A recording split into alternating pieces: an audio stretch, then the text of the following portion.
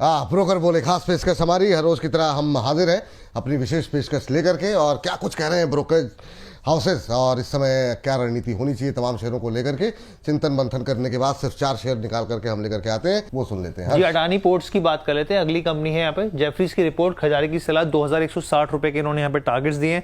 अब इन्होंने क्या कहा है देखिए, हम सब जानते हैं कि कंपनी की तरफ से जो मेडिटेरेनियन शिपिंग कंपनी जो दुनिया की सबसे लार्जेस्ट कंटेनर शिपिंग कंपनी है, उसने उनकी जो सब्सिडरी कंपनी है यहाँ पे टर्मिनल इन्वेस्टमेंट लिमिटेड, उसने कंपनी में जो अडानी ग्रुप है बेसिकली उनके जो विजिम पोर्ट है वहां पर 49% की हिस्सेदारी खरीदने जा रही है यहाँ पर। तो ये अपने आप में एक ऐतिहासिक मूव है। यहाँ पे 49% के आसपास की हिस्सेदारी टीआईएल के पास होगी और जो 51% की जो हिस्सेदारी है वो अडानी ग्रुप के पास होगी यहाँ पे।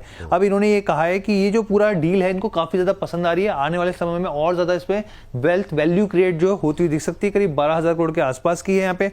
अब इनका मानना है कि जो विजिम पोर्ट है उसमें वैल्यूएशन इनको काफी ज्यादा आकर्षक लग रहे हैं, बैलेंस शीट काफी मजबूत लग रही है। FY31 तक नेट कैश जो है उसका एक अनुमान मान के चल रहे हैं यहाँ पे। फेज 2 का जैसे जैसे एक्सपेंशन होता हुआ दिखेगा, वॉल्यूम ग्रोथ और बेहतर होती हुई दिखेगी। यहाँ पर इनका कहना है पोर्ट कैपेसिटी से लेके मैरीन सर्विसेज और लॉजिस्टिक में विस्तार होता हुआ दिखेगा। और साथ में इन्होंने कहा कि 2031 तक जो एक इंटीग्रेटेड ट्रांसपोर्ट यूटिलिटी है उसमें और ज्यादा मजबूती आती हुई देखने को मिल सकती है। जी चलिए, ये बात यहाँ पर निकल के आई है। अंबाला मैम, जो है इस पर आपकी राय क्या रहेगी अदानी पोर्ट को लेकर के?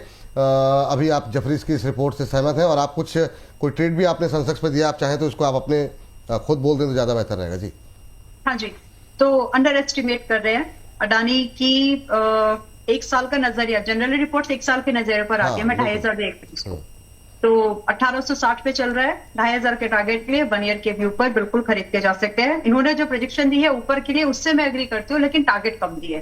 तो आज के भाव पर भी पिछले हफ्ते भी शायद मैंने इसको इस हफ्ते मंडे वगैरह भी बाय करवाया ही है, अभी भी 1860 के पास में बाय करके जा सकते हो for the targets of this 2160 and 2500।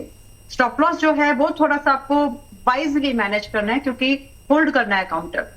तो जिस दिन भी आपको काउंटर आपको लगे कि आपकी बाइंग से 10 से 12% टूटा, इंस्टेड ऑफ कि सेल ऑफ करके निकल जाओ, बेच के निकल जाओ, ऐड करना हिम्मत करके, क्योंकि उसके बाद में वो मौके वीक हैंड्स निकल जाएंगे और वो पूरा मौका आपको मिल जाएगा। So I agree with this report, but underestimate किया टारगेट्स पे मामले में कंजूसी की है। जी जी जी।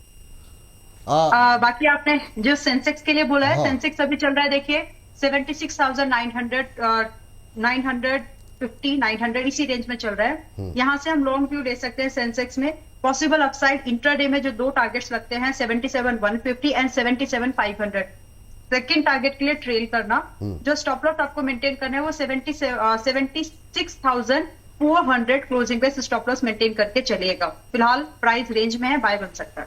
चलिए ठीक, हमारा मैम बहुत बहुत शुक्रिया, बहुत बहुत धन्यवाद। आज आपको थोड़ा सा जल्दी निकलना है तो मैं चाहूंगा फटाफट आप अपना डिस्क्लोजर दे दें।